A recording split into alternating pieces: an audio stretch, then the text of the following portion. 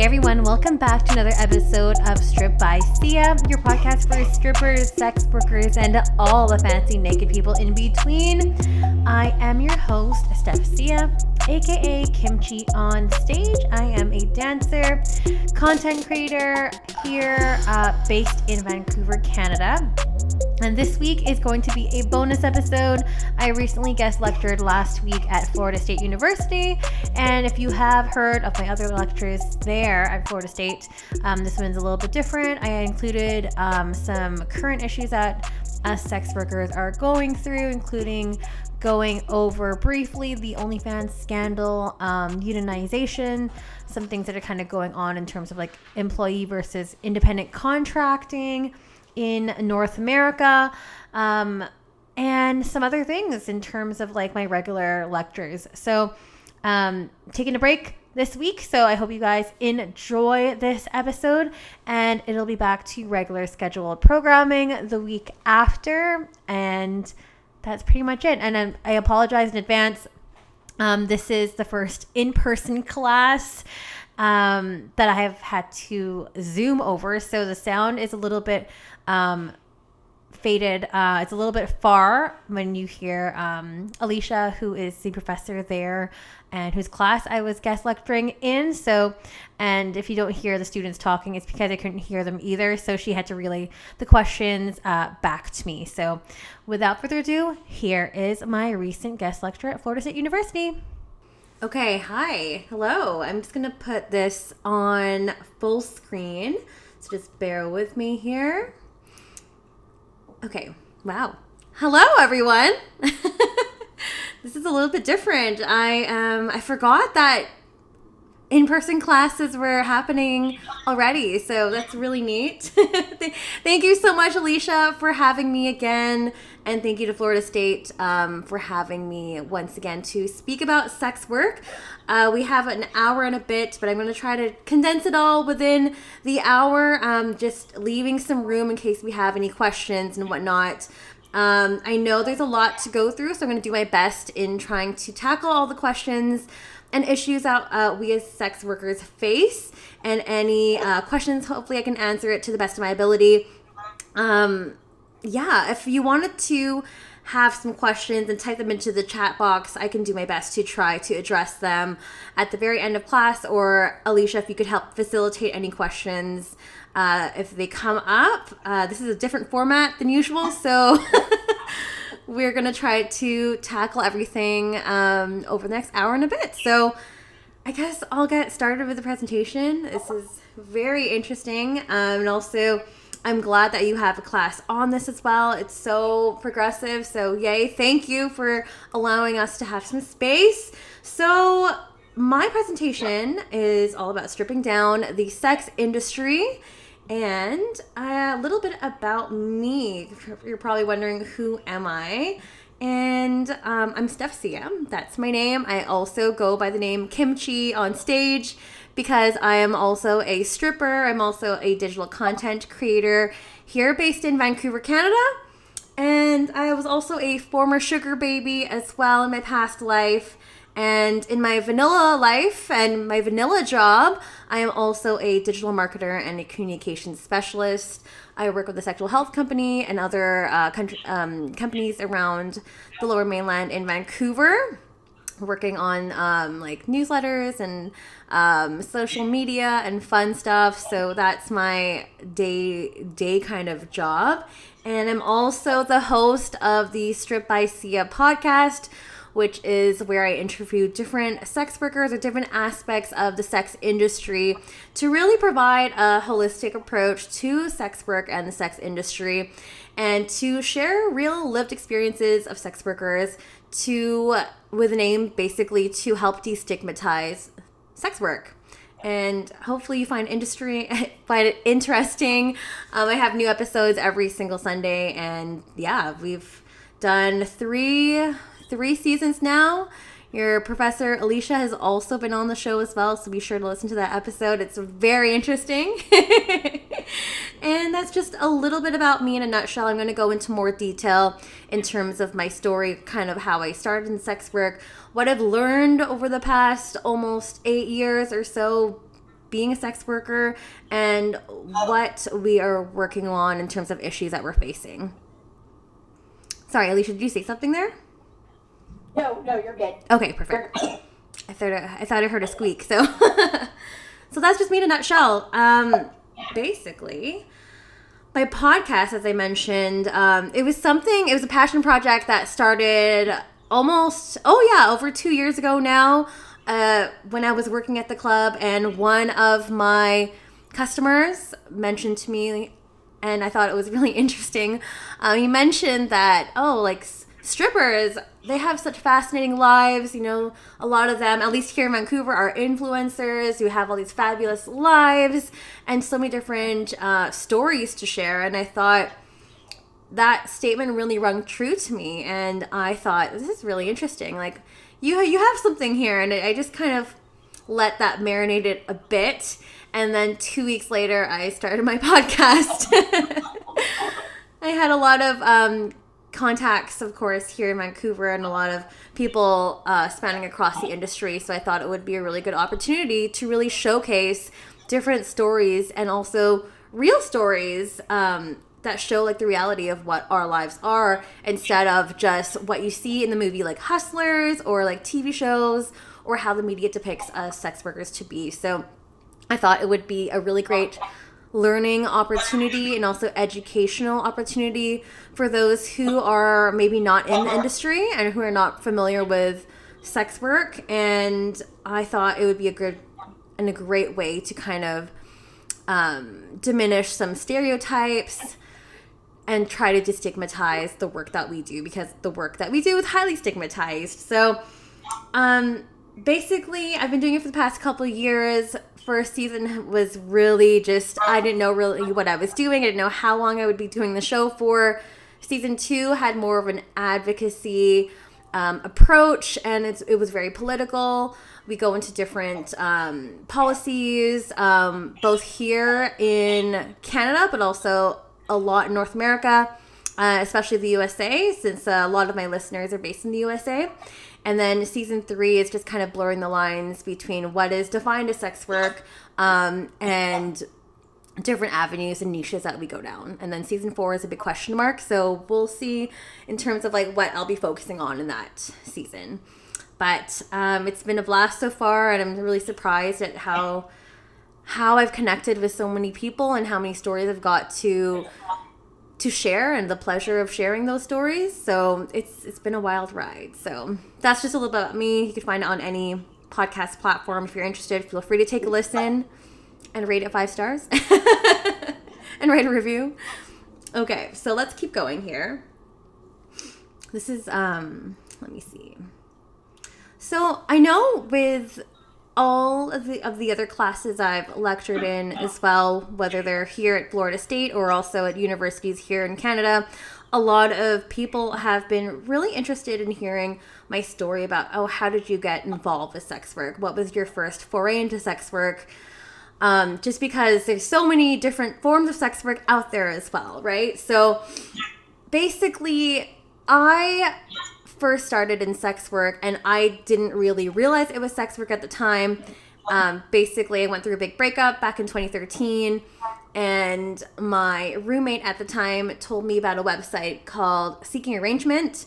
And this is at the time when like Tinder was blowing up and the apps were blowing up, and there was a lot of different dating platforms and stuff. And Seeking Arrangement was and still is a pretty big website for matching sugar babies. So usually college-aged, usually women with affluential, typically men. And basically, I was treating it like a dating website. I was like, okay, I'll go out to some dinners. I'll get paid for this stuff. Really ignoring the whole aspect of, like, the whole sex work aspect of it.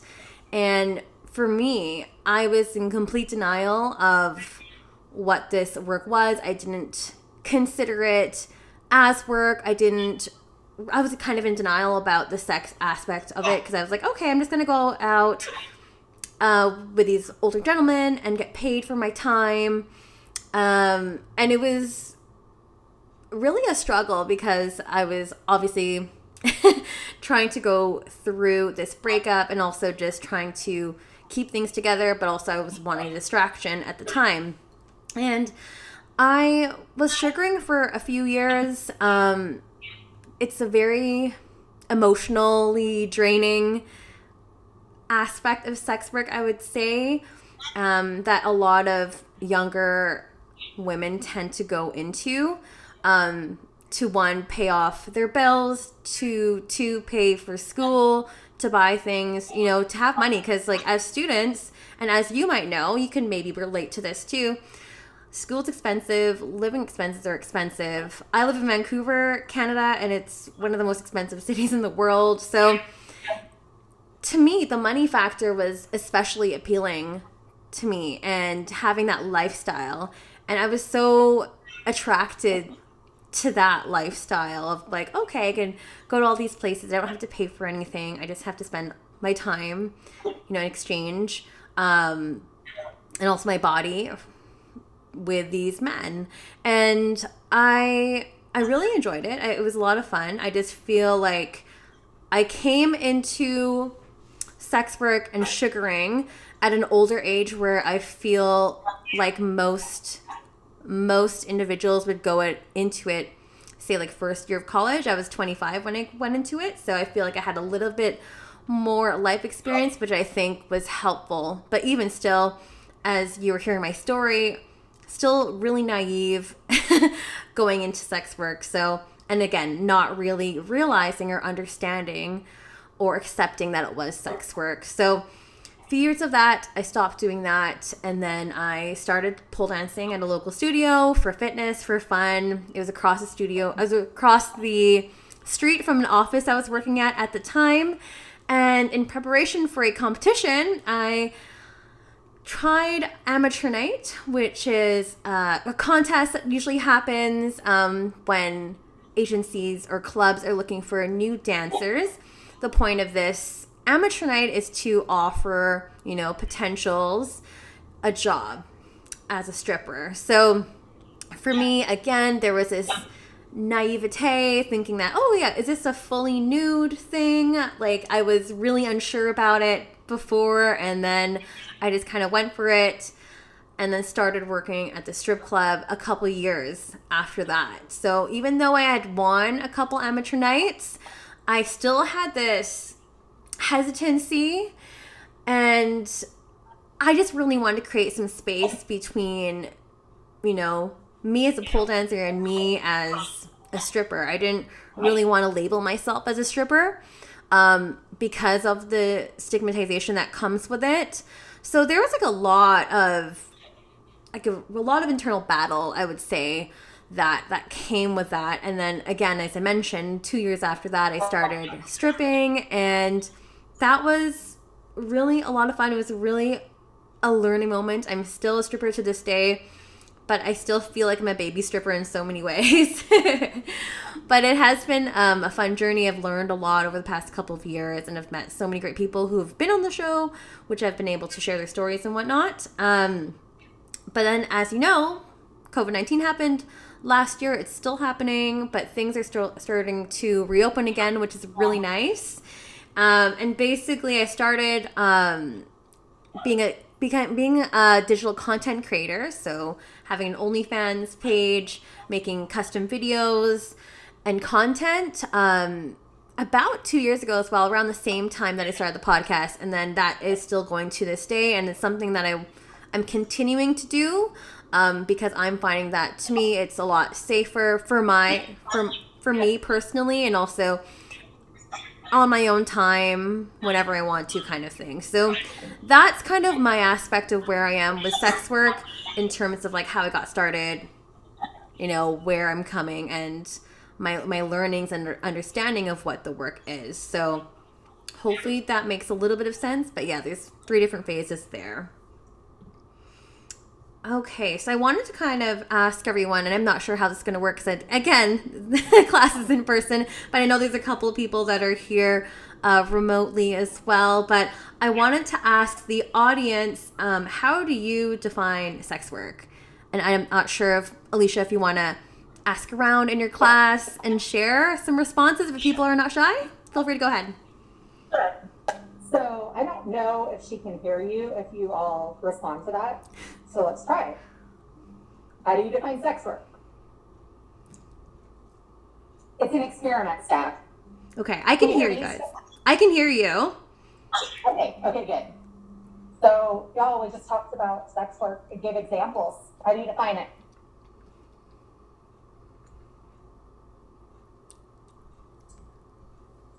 Wait, what?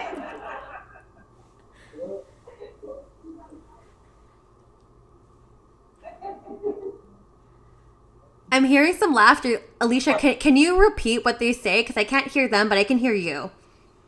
Yes, I totally will. Yes.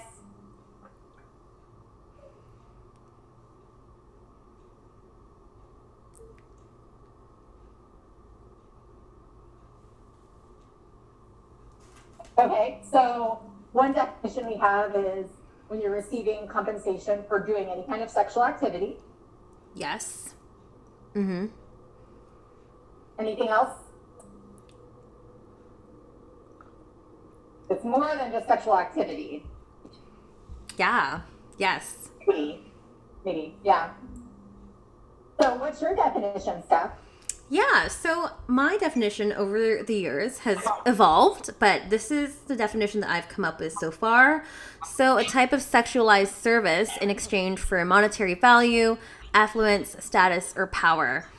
And I know that a lot of people might think that it's just sex for money, but there's so many different ways that you can have payment, whether that's trips or, again, getting your rent paid for, or if it's in exchange for some kind of investment opportunity.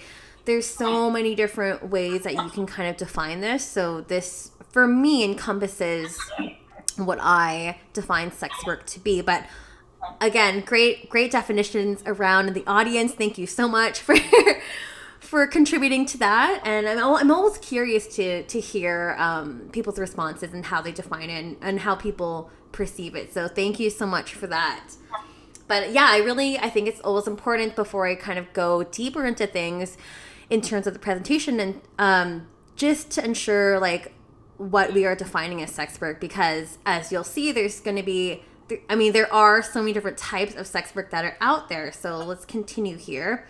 So as you know, there's cam girls, there's camming, there's stripping. As I mentioned, I was a sugar baby. There's dominatrixes, prostitutes.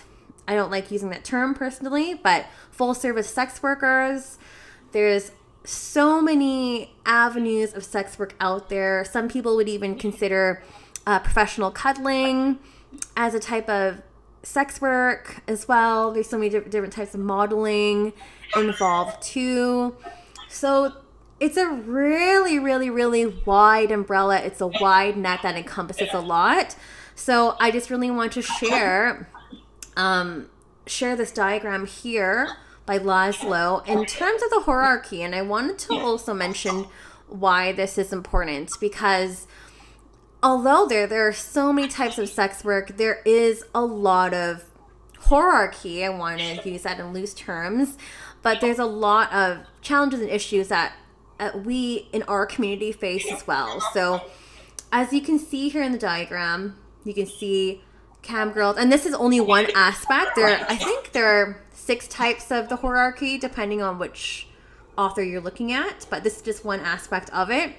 But as you can see, for this particular triangle, cam girls are here at the top. We have strippers, sugar babies, dominatrixes. Sometimes dominatrixes are at the top, and then indoor and outdoor prostitutes are like commercial sex workers. I really wanted to point this out because within our community, some of the issues that we face is that certain sex workers are not as inclusive. So, for example, cam girls or strippers can be seen at the top of the pyramid because we don't actually engage in any sexual penetration or any type. We don't offer those type of services. And sometimes people within our community will think that basically they're better than those who engage in full service work, or they're better than street level workers as well. But again, this is all like that type of behavior is really problematic for a community. We really try to support every kind of sex work that there is, because we need as much support as we can get. We already have basically society not accepting us, and it really is a problematic thing. So that's one thing I wanted to bring up. And as we go into the presentation later on, I'll kind of discuss in more detail different buckets of issues that we're currently facing, and some recent issues that I haven't discussed in some of the other classes. So yeah, that's something that is kind of a keynote to kind of look at, or maybe even look on in your own time too, for the different types of hierarchy. But again, another problematic thing that's happening within our community. I know that a lot of people are always interested in hearing about the safety aspect, setting boundaries, how you do that. That's usually a big topic, so I really wanted to go ahead and address that, because as you know, sex work is often glamorized and sensationalized in the media, on TikTok. You know, there's so many people posting how much money they make in the club, and different techniques that they use and whatnot. And that's really great, and maybe that's a reality for some people, but that's not the reality for so many other people as well. And I feel a lot of people can be really attracted to the money aspect, or the notion that it's quote unquote easy money. And you'll often hear jokes like, oh, if I lose my job, like in the pandemic, if I lose my job, I'll just become a stripper. And we hear jokes like that all the time. It's kind of old, but it happens a lot. So, but it's not easy money, and a lot of the times I feel like non-sex workers often forget the work aspect, and that's kind of why I had the work word here in bold, because it is a job, and it is a legitimized profession, although not recognized in so many different countries as non-legitimized. So I wanted to really stress, and in case anyone was interested in dabbling in any type of sex work, that it is a job. You're basically responsible for like running your own business, and that's kind of how you want to see it as. So anything to do with the marketing, getting your promotional materials, your photos, building your own website, making your own rates, all that stuff is really important, and I feel like a lot of people forget about that. For example, like during the COVID pandemic, we had a lot of people, there was a lot of influx of people that were joining OnlyFans, and then people falling off bandwagon because they realized, oh, I actually have to put some effort into this, and like, how do you find potential people and subscribers and stuff too? So even something as simple as that, people tend to forget that there is a work aspect of it. So I really, really want to stress that out too. And also, because I've been in sex work for so long, I mean, it's been 8 years or so, there weren't as many resources back then. And that's why I feel like with my show and just talking to people, and even just classes like this, I'm still constantly learning better methods out there, better ways to protect yourselves, great resources that are available. So I really wanted to stress how important it is to really do some thorough research. There's so many different like Reddit threads, there's lots of Facebook groups, Discord groups, blogs, Instagram, Instaguides, like there's so many resources out there, but it's great to do like quite a bit of research to make sure you know what you're getting yourself into, and making sure that you're talking to real sex workers too as well, just to give you a really in-depth approach to a world that you might not really know much about. So I really encourage people to ask questions. As in this class, if you have some questions, feel free to type in the chat box or we can relay it to Alicia and we can answer them at the end and whatnot. But in terms of safety, in terms of boundaries, I always find it is the hardest part in setting your boundaries right away. When I was a sugar baby, I don't think I really had any boundaries. I just thought, okay, if I offer more, then I will get more money and that will get me further and whatnot. But I did so many things that I wasn't really okay with, and things, looking back now, I would probably never do or consent to. So it's really important that you set those boundaries kind of right away. And also, even before you get into sex work, before you even start, like, you should really acknowledge scenarios, like if you were to be outed or doxxed by somebody, if someone were to find your photos online, if someone were to find your OnlyFans account, would you be okay with that? And how would you deal with that? Because I know it's a lot of times people want to kind of keep a degree of anonymity, which is also important, and keep your privacy as well. But there's always that chance, that percentage that maybe your photos might get leaked or it might be shared on a pornographic website. Those are all things that you would really need to consider before ever stepping foot in this kind of industry. So just make sure you do your research. In terms of like full service work, always screen your clients if you have the means to do that. I know with background checks, they often cost money, but even doing some simple Google searches, if you are part of any blacklist groups, you can kind of see if there are any clients that have had problematic experiences with other workers as well. It's really important to try to protect yourself, even with your regulars too. You could know someone for so long, but they can always turn the other way at some point. So it's always good to kind of keep your guard up in that kind of sense.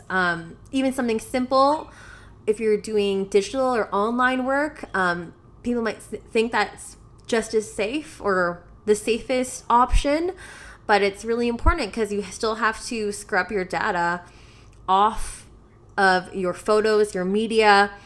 There's often, like with iPhones, there's always kind of geographic location turned on. So you want to be able to turn that off, scrub that off, because in the case of stalkers, which is another thing that can happen, I mean, you want to be able to protect yourself, protect your real identity as well. I usually get a lot of questions from a lot of people in terms of like, oh, this person wants to buy my feet pics or like feet videos and stuff like that, or this person's asking me to be like, they want me to be their sugar baby. They message me on Instagram or they message me on TikTok or something, and oftentimes those are going to be scams. It's usually a copy-paste message, and usually it's too good to be true, which goes into next point. Always ask for money up front first, whether you are stripping or whether you are doing some digital work online. Always ask for the money up first before you do any content for them. So just a couple tips over there. And I know I'm glazing over a lot of things right now, but I want to be mindful of the time because I know this is going to be, it's kind of like the last hour of your class. So I don't want to cut into your own personal time as well. So do we have any questions at all, or are we doing okay over there, Alicia? I'm checking. Yes. Mm-hmm.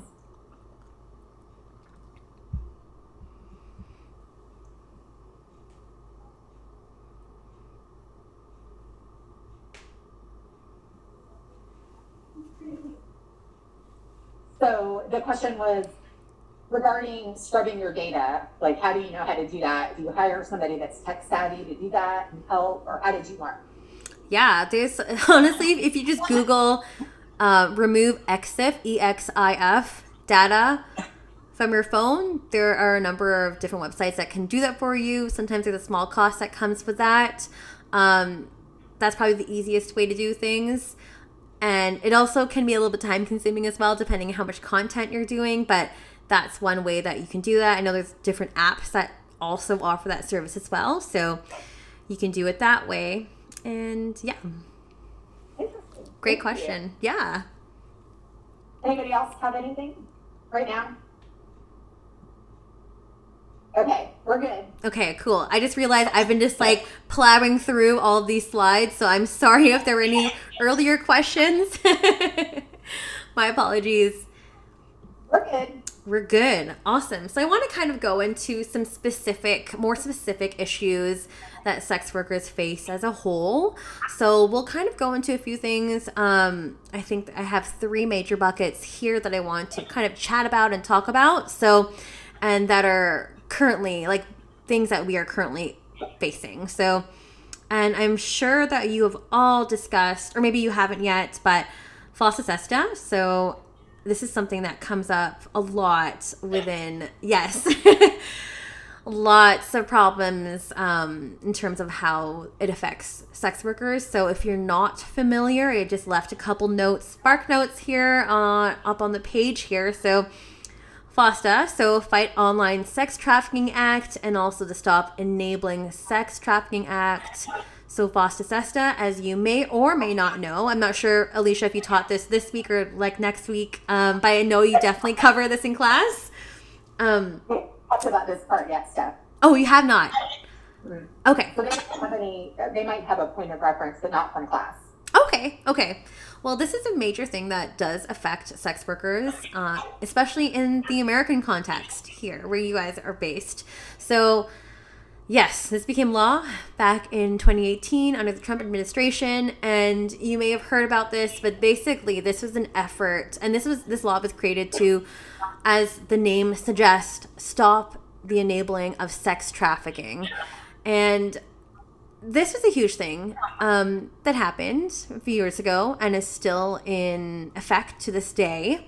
But this caused the disappearance of like personal ads on Craigslist, Backpage as well, and basically this has deeply affected and endangered sex workers' lives in terms of it lumping together consenting adults in sex work with exploited persons. So I want to just really stress that a lot of people in sex work are consenting to this work.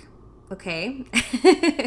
So the difference is with people who are trafficked, they're being trafficked and exploited against their will. They're not consenting to that.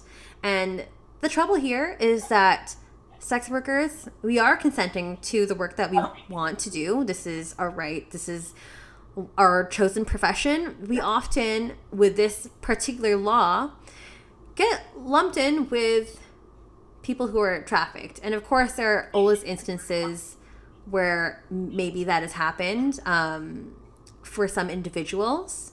And I'm not trying to glaze over that fact, but it does happen as well. But there's a lot of us, it's a huge industry, and that we are affected by this.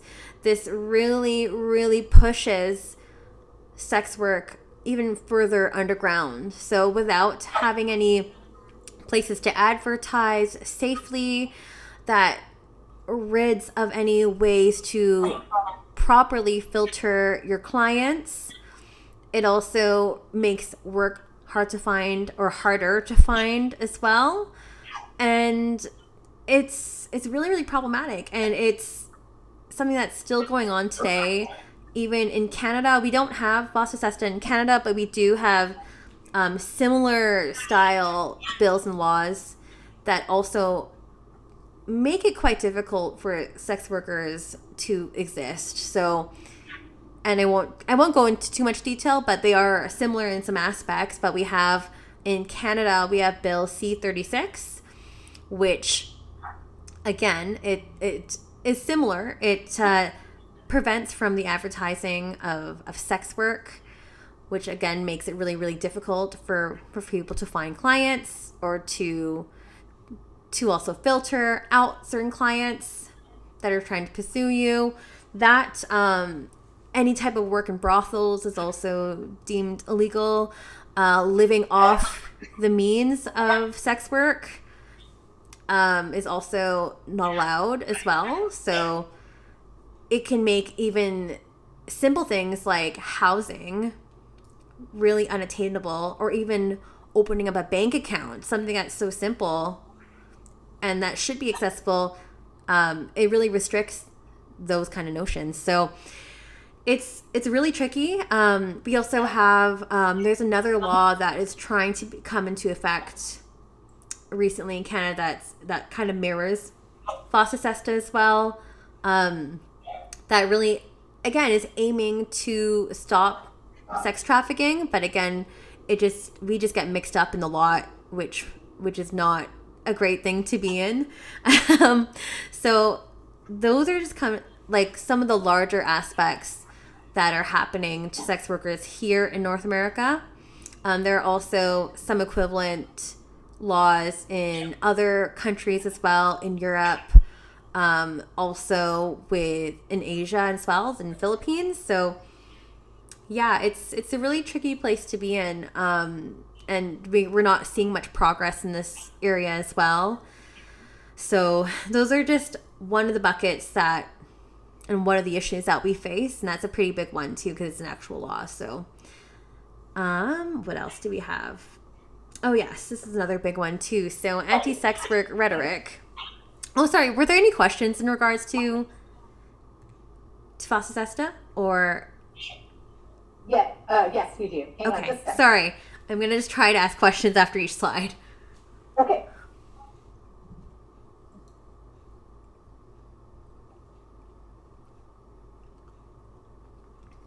Leave off the means of what?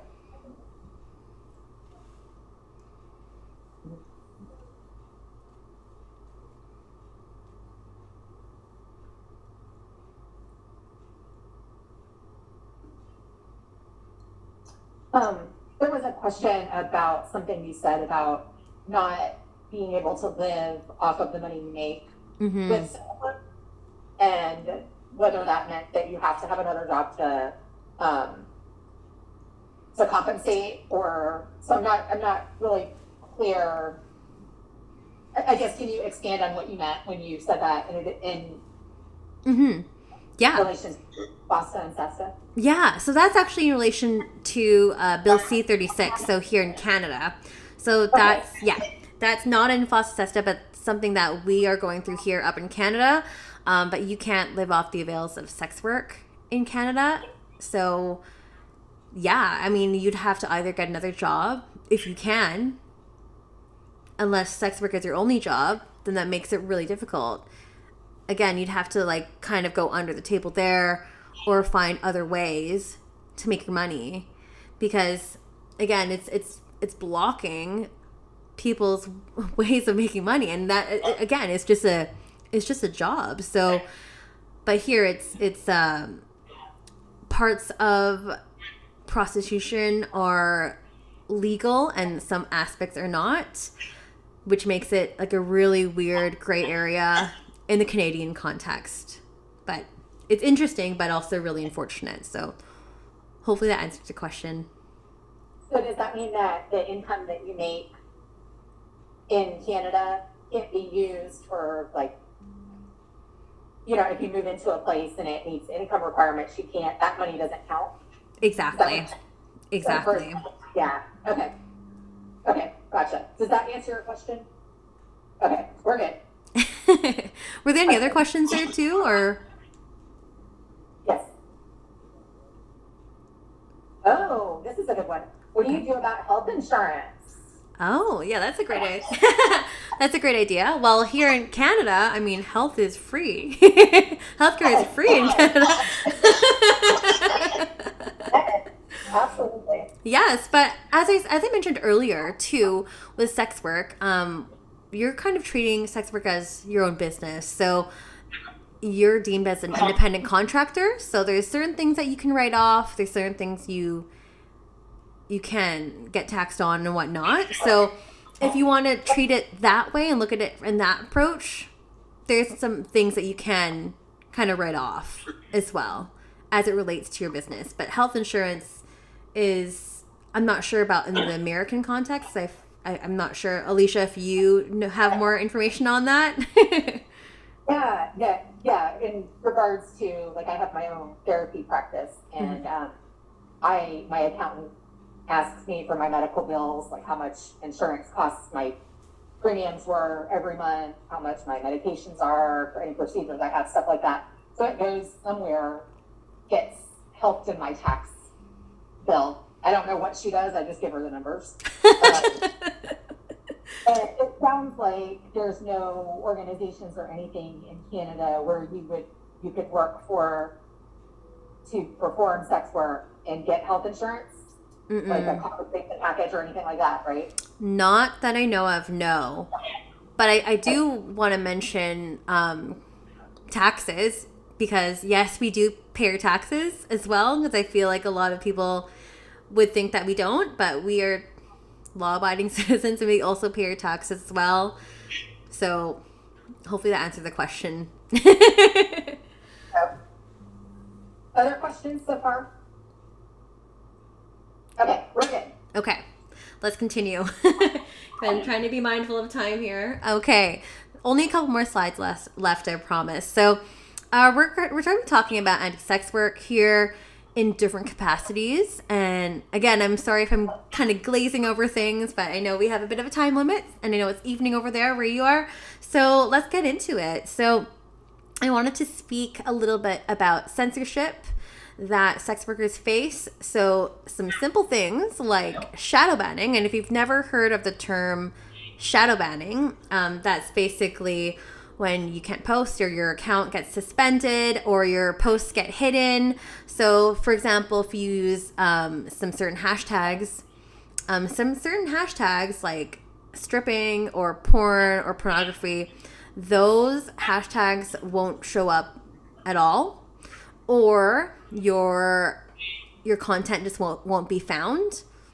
And it's really problematic because Instagram and both Facebook, because they're owned by Zuckerberg, they're trying to filter out problematic content, including any type of sex work. So even stuff like hashtag camming or hashtag stripping, those will be flagged. And also, we'll also flag your account as well, where your account can be suspended or banned completely, which is, it happens quite a bit, or like your accounts will be deleted. And we're also now seeing this on Twitter now, which is really disappointing, because Twitter used to be pretty much just open mic. it was pretty liberal on Twitter. You can pretty much say anything, but now we're seeing accounts there starting to get shadow banned as well. So your account will be silenced, or you can't post certain things, or your account won't show up unless you type in the whole thing, your entire username. So those are just a few platforms where that's happening. Also on TikTok as well. This also affects that too. Another big one too, platforms and their terms of services. And that kind of goes along with censorship too. So I'm not sure if we heard about the OnlyFans scandal that happened in August earlier this year. I see a couple nods from the little tiny screen that I see here. Yes. So the OnlyFans controversy that happened in August, they basically made an announcement. I got an email, as well as everybody else, saying that come October 1st, all sexually explicit content will no longer be allowed on the platform, which is really surprising, because I'm not sure if you're familiar with OnlyFans, but the platform is based on sex work. It's based on pornographic material or explicit content. So that really shook things up in our world. We thought, like, wow, this is a giant slap in the face, which happened to us. The platform was built on the back of sex workers, and then now we're taking it back. And the reason for that was, I think the reason was they were getting pressures from one of their partners, which was MasterCard. So these large payment processing companies, which sex work, any type of sex work, is against their terms and services. So we were in the dark for a few days, and then OnlyFans said, oh, they'll temporarily lift or suspend that announcement and that decision. So far, nothing has changed there, which has been a relief, but there was quite an uproar when that happened. And if you actually read some terms and services, you'll see, like in PayPal and Venmo, MasterCard, large payment processors, you're not allowed to accept money if it's coming from sexually explicit content that you create or other kind of pornographic material. That stuff is not allowed, and it's not sex worker friendly.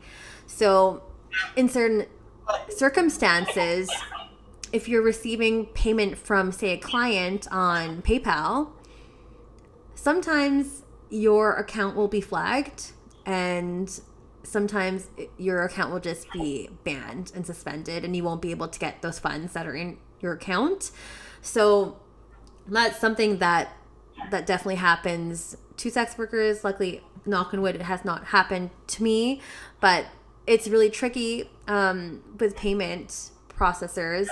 A lot of them don't allow any kind of content, sexually explicit content. So it's really tricky in terms of trying to accept payment, especially when those ones are so commonly used. So that's another area that we kind of have to be careful with. Do we have any questions about this in terms of censorship or like terms of services breaches and whatnot? Yeah, we do. We do. Yeah. Okay.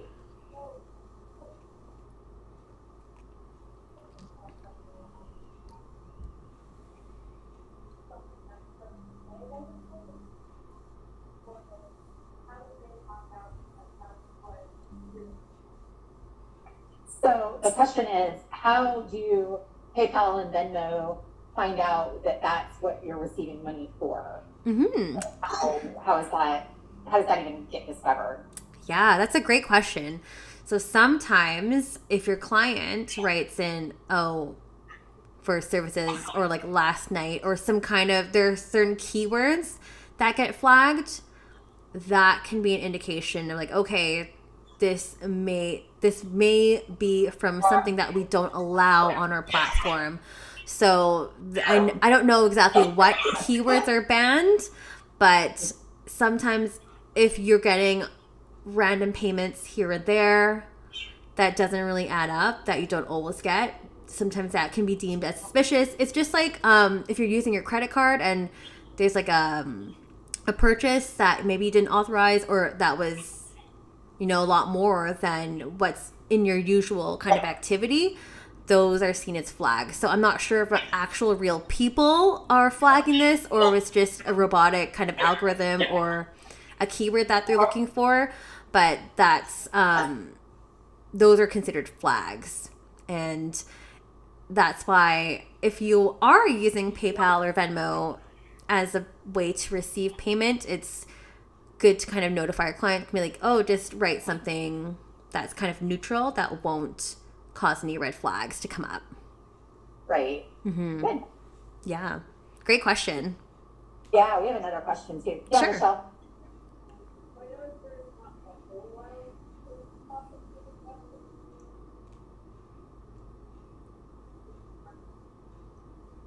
Are there any sex worker friendly payment processing services that you know of? You know what? Virtually, there are not a lot.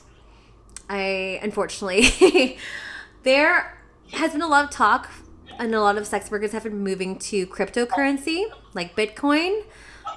A lot of people are moving that direction, but then not everyone's moving that direction too, like including myself, because there's just not a lot of people that, at least on the platforms that I am on, they don't use that type of currency. So it's hard to say what is safe and what isn't safe. There is a long list. I did an episode on that recently in this season about different payments that are safer, but they're still risky, still really quite risky. I think we mentioned there was like a mail-in option if you had an alternative mailing address, but that's really, really old school, and I don't think anyone would ever use that personally. But I think the best practice here is to just really be careful and try to gain a good relationship with whoever your clients are, so you are putting in the right kind of verbiage in the memos that are being sent to you. Or if you're doing anything in person, cash is kind of king as well. So it's really hard too, because then sometimes these apps also reveal your real name, and a lot of the times we will use aliases to protect our own identity as well, so which is like another layer that you'd have to kind of be careful with. So hopefully that answers the question. Yeah, it does. Thank you. Anything else on this slide, guys? Okay, we're good. Okay. Thank you, Steph. Cool. We have a few minutes, I think, left here, so I wanted to kind of go into, I think it's the last one. Yeah, it's the last one. So another kind of emerging area too in terms of issues is the issue of labor rights and where we kind of stand. And I feel like a lot of this pertains more so for strippers. So you'll hear maybe in the news you might have heard something, or on Vice they usually write articles on this as well. But we're finding that strippers are unionizing, and we're gathering to fight for our labor rights. And I mentioned earlier, in most sex work, we're deemed as independent contractors, but there's also a fight, especially within the stripping community. We want to kind of keep this independent contractor position, or a lot of people are trying to maybe fight for unionization so we can have better working conditions. Again, fighting some of the things that happen in strip clubs too, in terms of like racism, wage theft, house fees. And basically, I'm not sure if anyone here is familiar with the difference between independent contracting and being an employee status. And this is also applicable for any kind of job as well, not just sex work. But for employee status, you usually are, say, for example, you have to be at work between a certain amount of time. So, example, 9 to 5. You have to take your break at a certain time. You get paid at a certain wage that you don't set. Stuff like that. You have to wear like a uniform. Those are all things that, might be deemed under an employee status.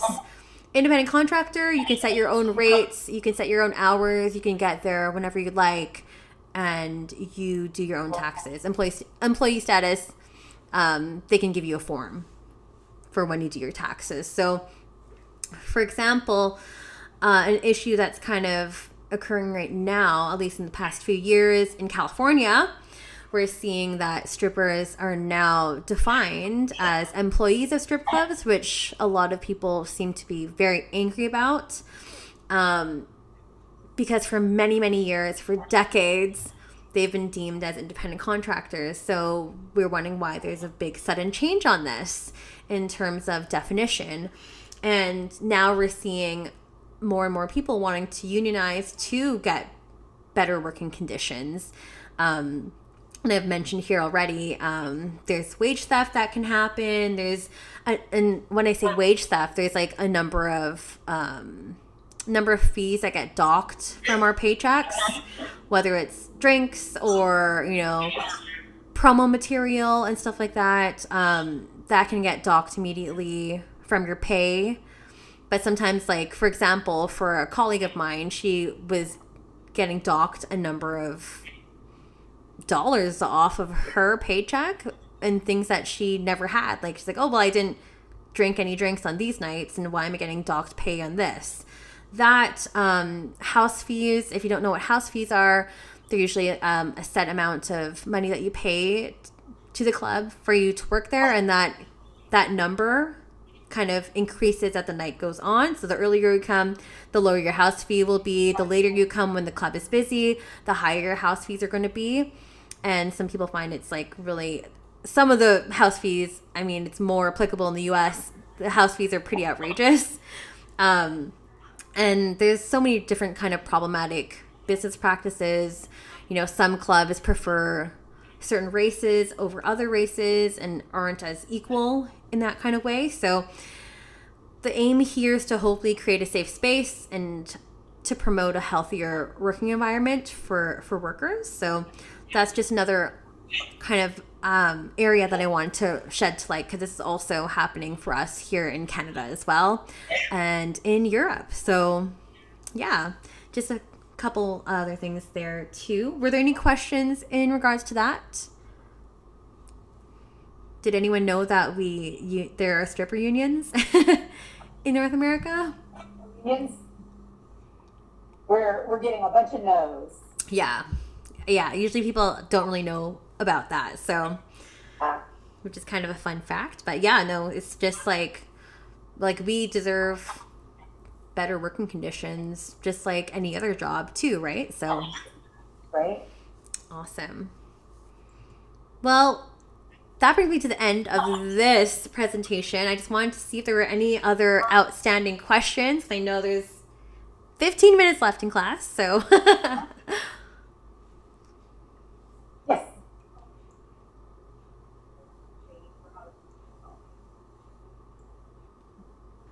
So the question is, how do clubs keep you safe as a stripper? Or how do you know what clubs are safest to work in to keep yourself safe? Yeah, that's a completely subjective question. Personally, I have felt very safe in the strip clubs that I work in where I'm based in Canada. Our bouncers are really great. They really care for us. They always have their eyes on the camera in our VIP booth, which is really great. They also offer to walk me to my car at night when I'm leaving the club. They'll kick out anyone who's misbehaving within the blink of an eye. So personally, where I am from and the clubs that I dance in, I have always felt very, very safe and never threatened or never felt like there wasn't enough safety measures put in place. In terms of your second part of your question, in terms of how do you know which clubs are safe, that's a good question because you don't really know until you go there. I would say I am a part of some sex worker groups, and there's a lot of different chats and forums where we can discuss, like, hey, has anyone been here before? I'm planning to go to this state to dance in. What was your experience there? And there's a lot of people, especially in the groups that I'm a part of, that offer and share their experiences and chime in and give real testimonials of their working experience. So, and I've definitely read some great reviews and also read some really bad reviews too. So that can go with any working environment, whether you're in sex work or not. Yeah, definitely. Mm-hmm. Thank you. Yeah.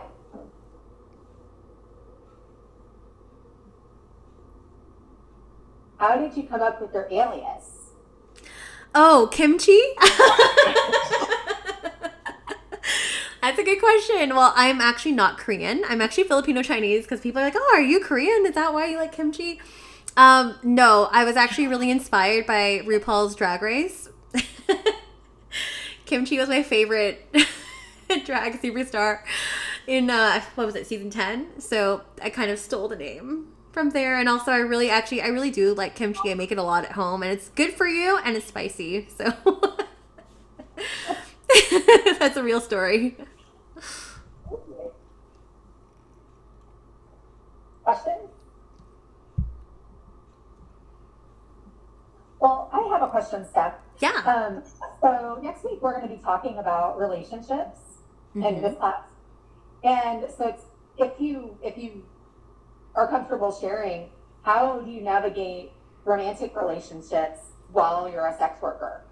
Oh my gosh, that's such a good question. Such a good question. Honestly, it was really difficult in the beginning, I would say. And for a long time, dating was something I always really enjoyed until I started becoming out and I was open about me dancing and me being a sugar baby.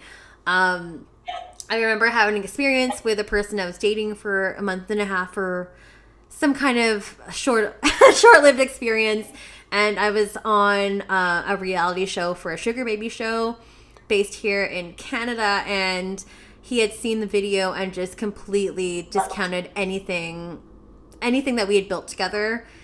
He was like, no, we don't have the same values. You're not the same person. So I was completely just pushed aside, which was really traumatizing for me, actually. And Alicia, I think I mentioned that to you in our episode. And coming back from that was really, really difficult. And I went on a really long single streak. And it's difficult. I feel like I really struggled with me being a sex worker a lot, especially in my younger years. And I've only really come to terms with it over the past 2 years, where I really wear that on my sleeve. And it's been really tricky before, because you're not going to have a lot of people that accept you, or you won't have a lot of people that will accept the work that you do, or they will accept it at face value or in the beginning, and then later on when a problem arises, they'll use that as ammo to attack you. So, and those are all based on my own personal experience, which has been really tricky. My current partner actually was one of my clients, and he already knew what he was getting himself into. He understood who I was, what I do, and we've just had an amazing understanding of that from the get-go. And I think it's really important to kind of have that conversation sooner rather than later, if you can and if you're comfortable with it. So I really think that communication is really key in navigating any type of relationship. But when you're adding that other additional layer of being a sex worker and facing that stigmatization, it's important to kind of air out any kind of hesitancies or any kind of reservations you might have kind of right away. That's kind of my advice on that. Thank you. Thank you for sharing that. You're welcome. Yes.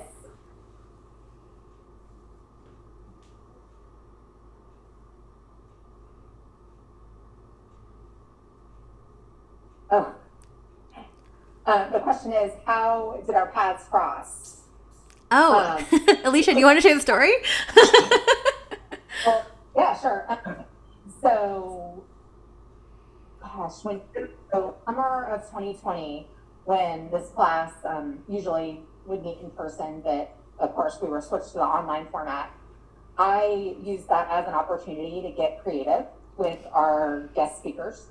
And I just randomly reached out to her. We'd never spoken before. I'd listened to her podcast, but never spoken to her. And I was like, hey, I teach this class. It's on Zoom. Do you want to zoom in and share your story and answer some questions? And then we've interacted every semester, actually. She's been very gracious that I've taught this course to zoom in. This is the first time that we have you guys in person and her on Zoom. Really, that's like a good thing that came out of the pandemic, learning how to use technology a little bit different, for me anyways. And then Steph asked me to be a guest on her show from a mental health perspective. So from a therapist perspective, giving some advice on anxiety management and navigating relationships and things like that. So that's kind of how we know each other. Mm-hmm. So, I never lived in Vancouver. And I don't think, Steph, have you ever lived in Florida? I have not, but I've yet to come visit at some point. Yes. When you are in the state, I will find you. We will meet up. Oh, absolutely. Absolutely. And we still got to do part 2 because like there was so much ground to cover in our episode, and I was like, oh my gosh, this is too much. I'm looking forward to part 2. Yes. We'll definitely chat about that. Absolutely. Yes, Ashley, what you got? Oh, do you see yourself doing sex work long term? Yeah, for as long as I can, and as long as I can resonate with this type of work. I really enjoy it. And especially with digital work, it's something that, to me, like I've gotten into a routine, and now I find that work to be easy to me. And also it's residual income, so I would definitely like to at least continue doing that.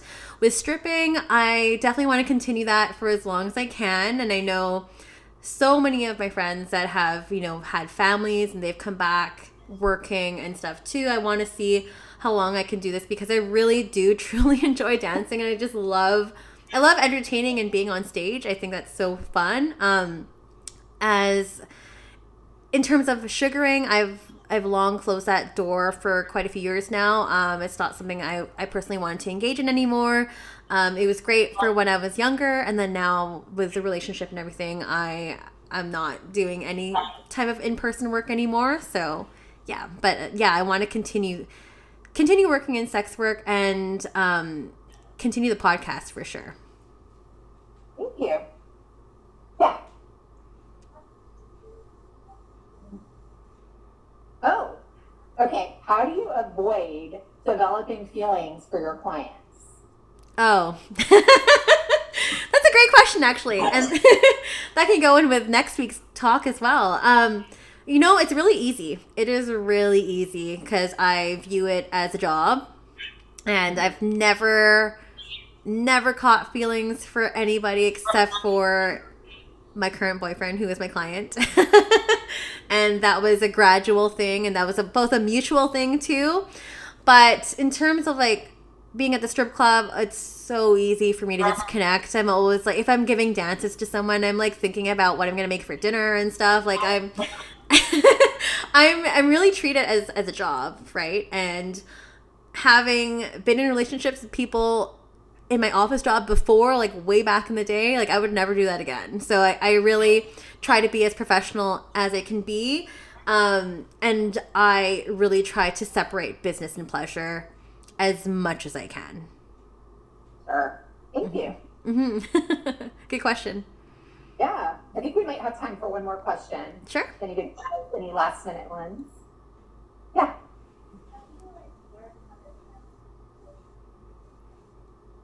Oh, how do you learn how to dance for a strip club setting? Oh, yeah. This is a great question, too.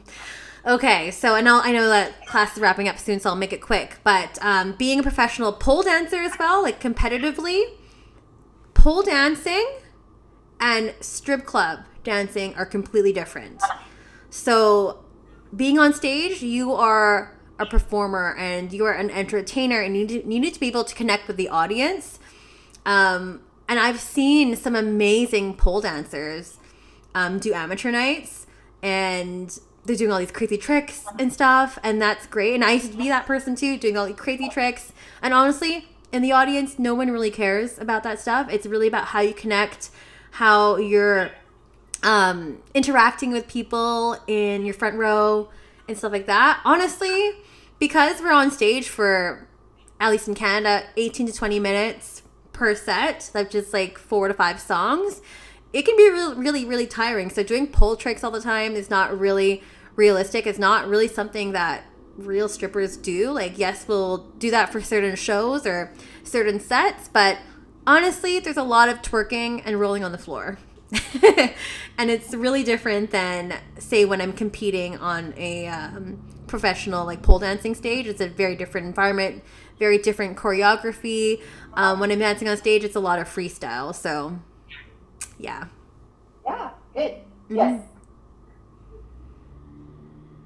Yes, that is. They asked if that was you in that picture. Yes, it is. That was me like 2 months ago. Yeah, that was her 2 months ago. Yes. At one point teaching like virtual pole classes? Oh, yeah. Yeah, I was. During the pandemic, I was teaching like a lot of floor work, sensual type movement classes. We're not doing that right now, but I do teach in person as well. Okay, very good. Well, thank you so much for always being willing to come and talk to us. It's always a great experience, and I know everybody appreciated it and got a lot out of it. You are so welcome. Thank you again for the invitation, and I hope everyone has a better understanding of sex work, at least for a little bit. And if you have any questions, feel free to reach out. Yes, absolutely. Thanks, Steph. Thanks Bye-bye. again. Bye.